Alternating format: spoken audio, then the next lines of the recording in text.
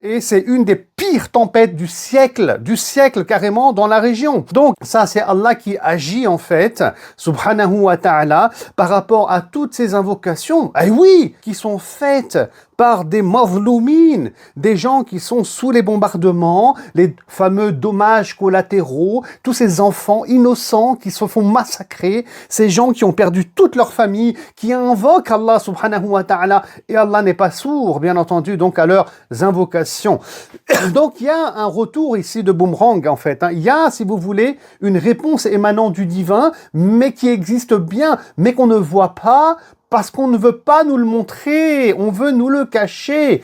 Aussi, il faut savoir que la chapote du koufr, si vous voulez, de la non-croyance dans le monde de l'invisible, hein, on peut le traduire ici comme ça, nous amène à amener le sujet ailleurs. Alors, par exemple, on va nous parler de dérèglement climatique. Tout ça, c'est le dérèglement, donc, climatique. Étonnant de voir que des musulmans vont suivre cette pensée-là.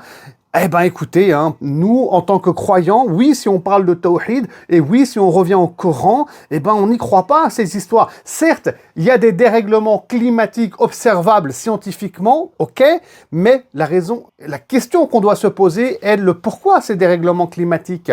Ils sont dus à quoi? Est-ce qu'ils sont dus uniquement à l'homme parce qu'il construit des voitures et des avions, et donc il y a de la pollution, ou est-ce qu'il faut aller plus loin dans la réflexion? Eh ben écoutez, la théologie musulmane nous pousse à aller bien plus loin.